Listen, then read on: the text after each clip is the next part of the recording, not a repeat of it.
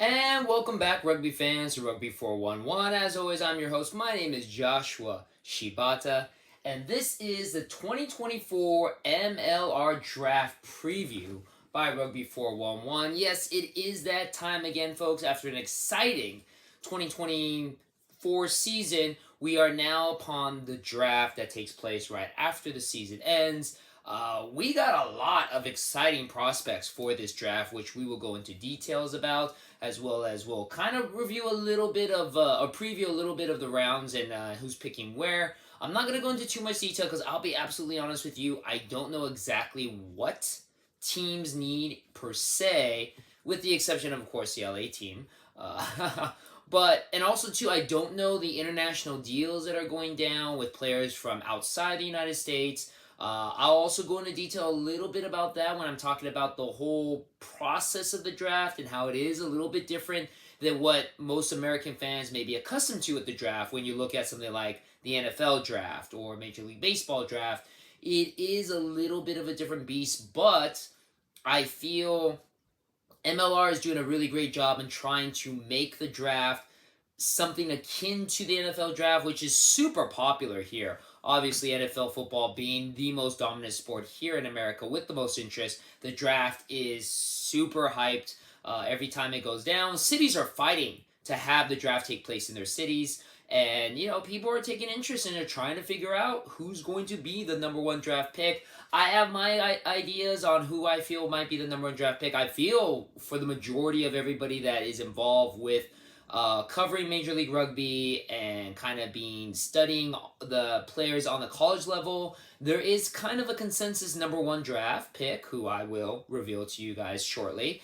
And we'll go a little bit in previewing I separate into groups of positions and just a lot of names I'm going to throw at you. And I'm sorry I'm not going to have pictures of everybody, but definitely if you're kind of interested in kind of following the draft and seeing who goes where, I'll throw a couple names that I feel you'll probably hear at least announced in the first round, maybe second. We'll go from there. But yeah, it's super, super exciting. Again, if you are a fan of pro sports here in the United States, and you know how important the draft is and how you can watch these young players progress up through the ranks to the pro level, the MLR draft is a great place to start. Just a reminder, it is happening this Wednesday, August 28th. Now, I'll be honest with you, the draft itself is usually not aired live. I feel that's kind of something that Major League Rugby needs to work on, but I believe logistics and everything might make it a little bit hard. It isn't as viable as, again, the NFL, Major League Baseball, even NBA and NHL. So I can understand why they wouldn't really air it live. They are doing a draft show that you can watch on the Rugby Network, which will premiere at 5 p.m. Pacific Standard Time, 8 p.m. Eastern, where they kind of reveal what goes down on the draft. But from what it appears to be, it is done after the actual draft itself takes place. So it's not like you actually see the commissioner of the MLR announce the names, just like you would see Goodall do with the NFL, which is again something I feel like they should work on. It's not a very long draft. There's only 3 rounds, 12 picks per round, so 36 total. I feel it would go pretty quickly comparatively to when you think about the NFL draft, which takes about 3 days to get through. This will take place in an afternoon. But again, logistics, I don't know what is going on with what goes into it. So it is what it is, but I hope maybe sometime in the future, obviously when the draft will expand past 3 rounds, and it will be aired more live in a live setting, because obviously I feel that will create a lot more interest in the sport itself.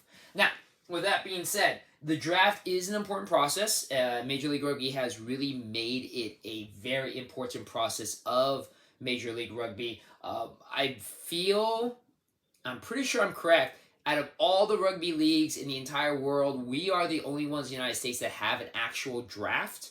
Most leagues, especially like in Europe and whatever, and countries in those nations, they usually just get players to join their team through their academy ranks, which MLR rugby teams do have. LA has an academy team. All the leagues are starting to establish those.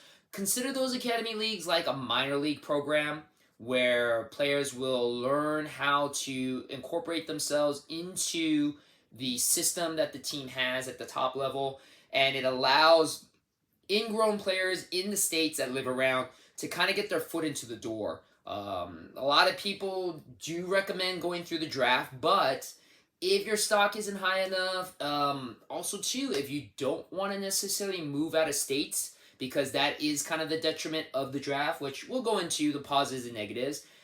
An honest negative of the draft: if you're drafted, you're going to have to move to whatever city this team that drafted you is in. And just to be perfectly honest, you're even if a first round pick, you may not be making a lot of money. You're probably going to have to find a job in the area you're going to be moving to, find a place to live. From what I understand, you do get a stipend to help you live. Teams do help players move into residencies, so they do help you on that front, but you kind of have to provide for your own job-wise and everything. So that is a big commitment. And again, if you're not, like, say you're an LA kid that's gonna get drafted by the New England Free Jacks, you're moving all the way across the country to an area that is much, much different than LA. And some kids may not feel comfortable with that. So it may not be the best interest to be in the draft. Like I said, that is where the academy program might be your better bet. If you want to stay in town, if you feel maybe you don't have the skills to be in the draft level anyway, it's not bad to hang around your academy system, because the academy will get you eyes. Like I said, it will get your foot in the doorway, get you to know the people on all levels of the team, the head coaches, the coaching staff. It gets your face recognized. And if they like you, the way the rules work with Major League Rugby is that the Major League Rugby team is allowed a certain number of academy players, I believe it's like 5, that cannot be taken away from them or go into the draft. So they are pretty much going to stay with the team and possibly be called up to play on the team. So again, the academy is a pretty decent chance for you to get onto a team if you work your way up. It's not a guarantee like the draft, though technically the draft isn't necessarily a guarantee either. Though, now the positives, like I said, Major League Rugby has really made the draft a crucial part of the Major League Rugby process. The stats have been showing, if you go to MLR Stats, an amazing Instagram page, I'll put their socials right there. MLR Stats has shown that through the years of the draft, I believe our first draft within 2020, through the years of our draft, the number of players that have been drafted in the first round, their playing time and starting time has increased tremendously. Yeah, Rick Rose was the number 1 draft pick in last year's draft. He was drafted to the Miami Sharks. Didn't get to see a lot of play time, but you go 1 year past that, Sam Gala, drafted by the Dallas Jackals, was the Rookie of the Year in MLR that year as well. Success story, phenomenal player, is now a capped Eagle. So again, there is a lot of benefit from being in the draft, but if you don't want to move per se, Major League Rugby unfortunately is not as lucrative a career right now as other sports. It might be better if you're interested, if you are a potential college player or a young amateur that wants to get into the Major League Rugby ranks, to maybe skip the draft per se. Now, let's go over the draft order. As I mentioned before, 3 rounds, 12 picks per round. Each team gets a pick. We'll pop up all 3 rounds there. We're only really going to go over the first round.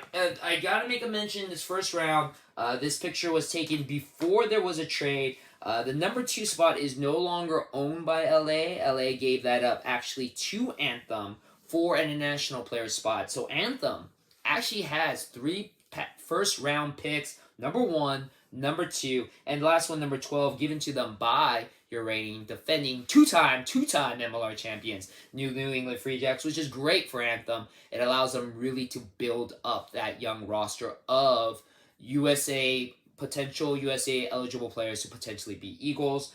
Another one to point interest in this first round, the number 4 pick is New England's, given up by Utah, which is kind of, you're having your two-time defending MLR champions get the number 4 round draft pick overall in the MLR draft.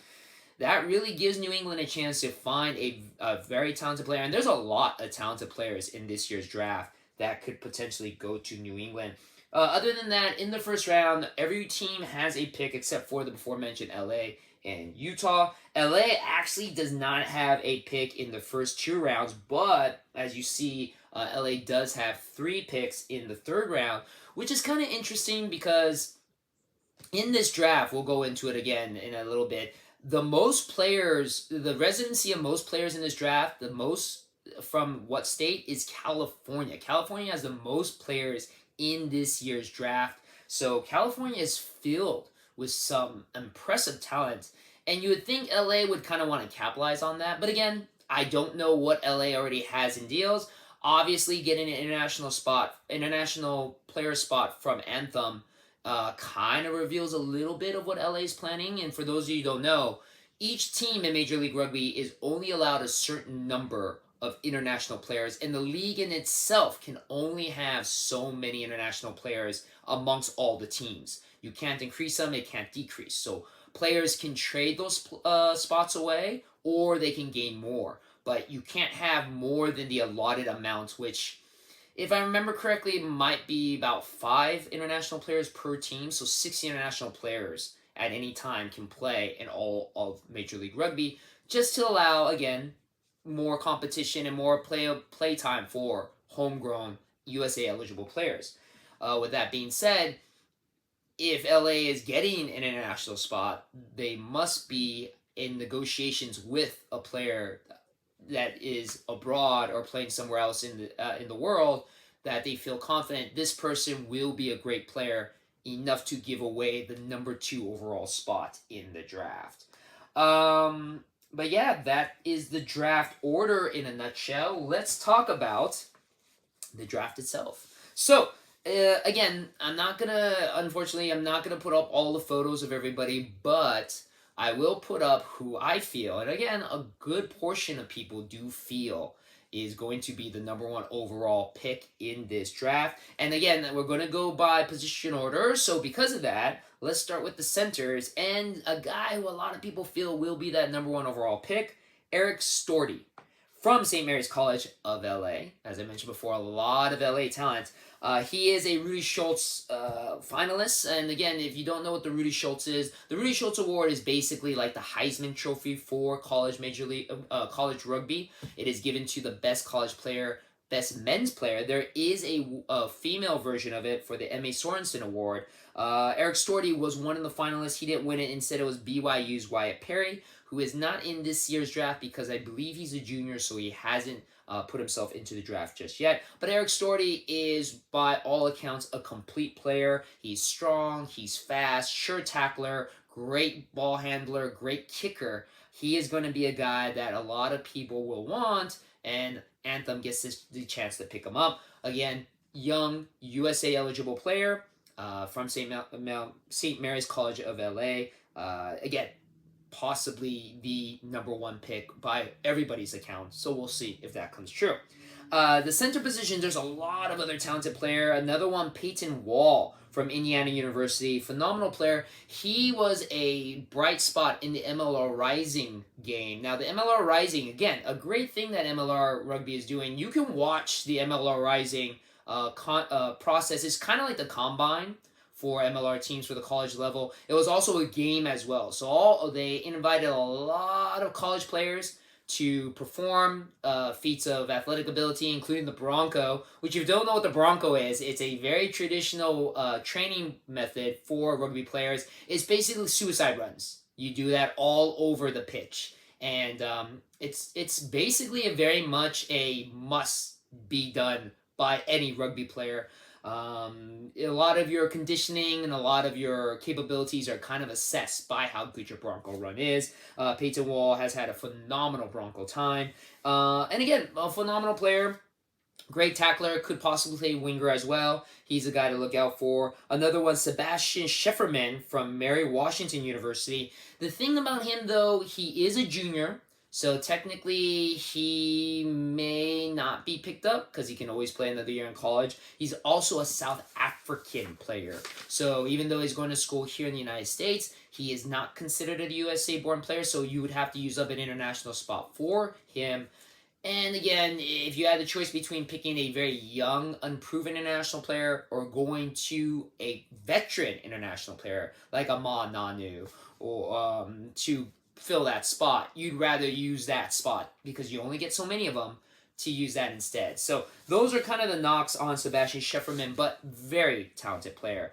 Also talented center is Kyle Stokely from Sam Houston University. Great tackler, very aggressive, was a star in the MLR Rising game. Ernest Freeman from the University of Arizona, super talented. He can also be a front rower, lock, or flanker. I'm sorry, a second rower, lock, or flanker as well. And then Darius Law from Life University.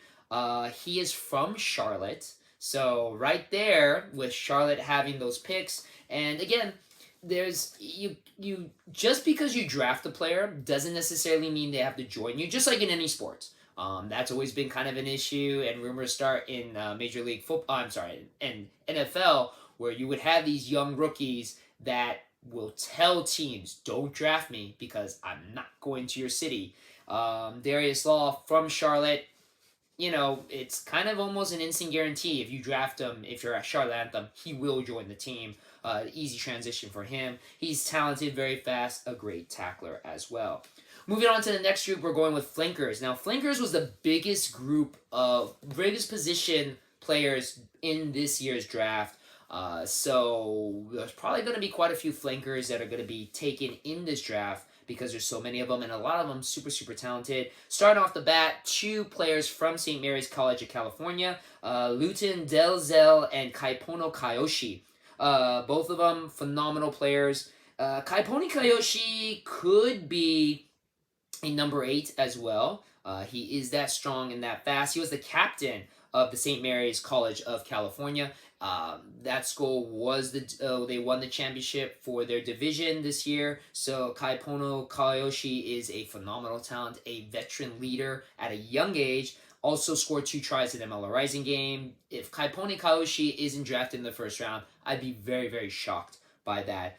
Matt Carrion from Life University, great tackler, good nose for the ball, fast to get to those rucks. That's what you're looking for, flanker. Flanker is definitely a guy that you want to be a ball hawk, gets to the ball, whether or not it's to use yourself as the ruck to protect the ball or for you to jackal the ball away from the opposing team. That's the job of the flanker. They're very aggressive, very fast, very strong. Matt Carrion is all of those. He could also be a number 8 as well. Calvin Ehrig from Lindenwood, solid flanker. Aiden King from Penn State. A lot of people like him as well. Great tackler, great ball carrier, very sturdy hands. Could easily be a first-round pick. And then Jack Brown from the University of Arizona. Again, but was born and raised in Charlotte. So even though he went to University of Arizona, Charlotte native, could easily be picked up by Charlotte. He could also be a lock as well. He's very, very tall. Both of those positions kind of interchangeable. But we will also talk about the lock as well. That's a pretty interesting situation amongst the positions in this MLR draft. So, moving on. In number 2 position, the number 3 position I want to talk about, the scrum half. Very, very important position, and there is a very talented guy who's in the scrum half that, again, would be kind of shocked if he isn't drafted in the first round. Aiden Ridgway from Arkansas State. Now, again, he is South African born, so that is kind of a detriment, but man, he is one of the most talented players in this draft. The only knock on him is that he is an international player, so some teams may not want to risk it with him, but he is a solid, phenomenal player. Spend enough time here in the United States with the new residency laws, he could be a capped eagle, but he could also easily go back to South Africa and try to play for the Springbokkers. So we'll see how that goes. But again, kind of shocked if he's not drafted in the first, at least drafted in this draft. He might go late just because of the South African thing, but super, super talented. Inoki Wakwavesi from St. Mary's College of California. Again, lots of college players. You're going to hear a lot of that name, St. Mary's College of California. Super talented scrum half. Might be better at sevens just because he's a smaller, faster player. He could be fly half, he could be center, he can be winger. He is that talented. But again, kind of smaller, So when we talk about wingers, I'll talk about a little bit of detriment of why maybe he might be better for sevens, but he could easily be drafted as well. Emmanuel Lay from Santa Clara, which is also in California. Scrum half, he was a good star in the MLR Rising game. Kayla Thomason from UC Berkeley, also in California. Scrum half, he is the younger brother of USA Sevens player Stephen Thomason, so he already has his foot in the door. A lot of recognition by him. From what I understand, Charlotte's very interested in him because obviously he can continue that pedigree, then go into the USA program. There is talk, though, that he might be focusing a little bit more on following his brother's footsteps and going into the sevens program instead, but hey, he could be drafted by Charlotte. Wouldn't be surprising to me. George O'Brien from the University of Arizona. Very, very fast for a scrum half. And then Jamie Armstrong from the University of Ottawa. This thing for him, Canadian player. So maybe going to New England because New England has been kind of jokingly considered the Canada Southern Canadian team for Canada in MLR. But also can be a fly half instead of a scrum half. Very, very talented player. Also could be fullback as well. Good kicker. But again, the Canadian residency might be a little bit of a detriment for him as well. Next group we're going to talk about is the props. Props, Jesse Emerson, Grand Canyon University. He was a star in the MLR Rising game. Huge guy, big tackler, aggressive hits, very athletic. Would not be surprised to see him picked up. Hunter Chumbalestev from St. Mary's College of California. Prop, he was a turnover machine in the MLR Rising game. I believe he had like 3 turnovers for his team. Great tackler, quick onto the ball. Daniel Bray from UC Berkeley from California. Prop, huge guy, but again, he's a junior, so maybe not drafted. He has another year of eligibility left. So again, I'm saying not drafted because teams kind of look a little bit more on more experienced players. Junior, even though it's just a year difference, it's a wide amount of difference. Another year could possibly make some of these players a little bit better. Senior year, obviously, you're going to be out of college, but you know, if there's a possibility of having the kids stay in college, continue one more year, fine-tune a little bit, come back next year, their stock will definitely go up. So I don't know if Daniel Bray will be drafted in this draft. Joshua Blankenship from Wheeling University. He is the captain of the Wheeling team, very talented prop. And James Aitken from St. Bonaventure, the Bonnies, another really, really talented school, another very talented prop. And moving on, before we go on to the next group, I want to talk about the locks real quick. So, locks, there really wasn't too many locks in this draft that are necessarily going to be drafted. Simple as this, is that the lock position is a very unique position. For those who don't know, locks are usually your tallest player. They're the ones that are going to be, they make the body of the maul, of the scrum. When you are doing your scrum. You got 8 players. The lock is the body of the scrum. It really depends on the lock to solidify that group. If you don't have a long enough bodied person and a strong enough bodied person to do it, your scrum is going to be horrible. Also, too, they're part of the line-out process. They're the ones that get lifted by the prop. Taller person obviously has the better chance of grabbing the ball.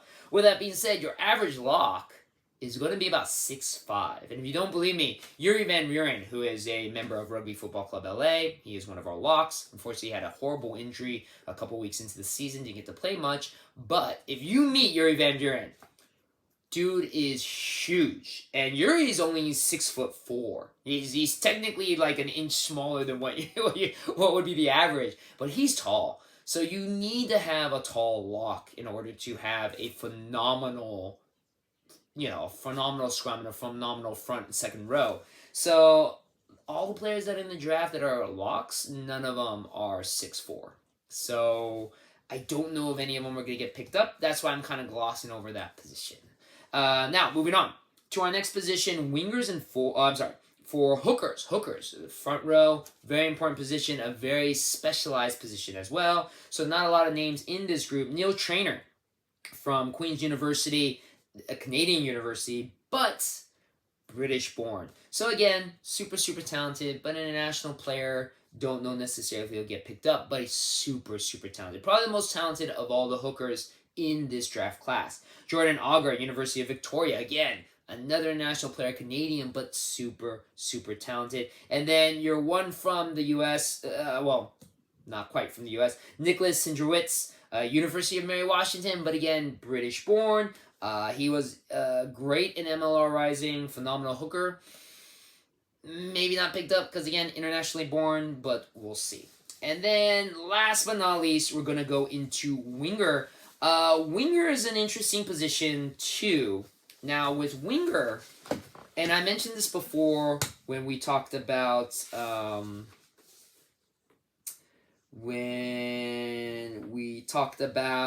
Wakwesi, possibly better to be a sevens player. Now, wingers is a phenomenal position. They're usually the ones that are scoring all the points. They're the wide receivers of the team. Fast, elusive, point scorers. They're the excitement of the team. Thing is, most of your MLR teams are going to want, because it's such an important position, it is your offensive firepower, you're going to want a veteran talent to be your winger. And most of your international positions next to lock and maybe prop are going to be filled by international players, or at least players that have a lot of veteran experience already. So the winger class, and again, not always the case, because you look back at Connor Mooneyham, first draft pick overall in the very first MLR draft was Connor Mooneyham, who was a winger, and he still has a phenomenal career to this day. Just recently traded from Seattle to Anthem, which I'm super excited about because, man, Anthem's going to be a beast of a team next season. I can't wait till we preview that. But Connor Mooneyham, first overall draft pick in the very first draft. There are exceptions to the rules. But your wingers are usually not going to be picked up as young American talent. They're usually going to be your international players. So I don't know if a lot of wingers are going to be drafted. That's why a lot of the talk is maybe better if you are a winger. If you are a scrum half that's kind of small, maybe focus on sevens. Sevens, especially here in the United States, is starting to take off. I mean, we just had the Olympics, and sevens is huge. We do have the Premiership Sevens League that is going to restart again next season. And, there is a pathway outside of Major League Rugby to get onto the Sevens Eagles team and represent your country for the United States. And so, again, if you're a very talented winger in college, it might be better to not be in the MLR draft, kind of sitting on the bench. Again, maybe in a city that you're not familiar with, having to kind of relocate yourself. It might be just better to focus on the Premier Sevens League and try to make your way onto the Sevens USA Eagles team than to go through MLR. Now, not to say that you can't have a successful winger career in Major League Rugby as a young American talent. Connor Mooneyham is a great example of that, but it is much more difficult. I think the only team that you might find success right now on that would be, of course, Charlotte Anthem, because you are exactly what they are looking for. But Charlotte Anthem is only one team, and they only have so many picks. So, with that being said, let's go over the couple names of the wingers to finish this up. Kyrie Poole from Nathers University. Again, super fast, slightly small, maybe better in the sevens. Ashanti Staples from Notre Dame College. Notre Dame College won their championship in their division. Ashanti Staples is a big reason why. Amazing player, played winger and center in the MLR Rising game, can also kick, can also catch, could possibly play fullback. Ashanti may be one of those guys who gets picked up by Anthem because of his versatility and just being a phenomenal player and being a phenomenal young, possibly American eligible Eagles player. Jerome Pantor from Life University, again, another key player for Life University, which the Life University program, phenomenal rugby, 7s and 15s program. Jerome Pantor could play fullback or fly half, very similar to Ashanti Staples, very versatile. And then Santiago Thompson from Fordham University, great kicker, great runner, very talented player as well. So, again, apologies I couldn't get photos of all these players, but those are the group of players, just listen to those names. You might hear a bunch of them be called out. You might not hear any of them being called out. Again, I'm not 100% sure what teams are looking for right now, what their needs are, what international deals they have, because again, if they have international players coming in or any deals that they're working on with other teams, obviously that will shape what they're looking for in the draft. But enough of that. Again, the draft happening this Wednesday, August 28th. Draft show starts at 5 p.m. Pacific Standard Time. Like I said, it's not going to be the actual live draft itself, but it'll be interesting to see who that number one pick, if it's going to be Eric Stoltze that we all think it will be. And again, you can watch it all on the Rugby Network, absolutely free. If you haven't checked out the Rugby Network, that is how you watch Major League Rugby. It is amazing. Highly recommend picking it up. If you have time tomorrow, highly recommend watching the MLR Rising show. It really does showcase as well as gives you a good preview to a lot of the top prospects in this year's draft. So, anyway, thank you very much as always for watching my video. I do hope you enjoy the draft. I hope you root for the young players that are drafted as well as your teams who are picking those players. And as always, I'll see you on the pitch.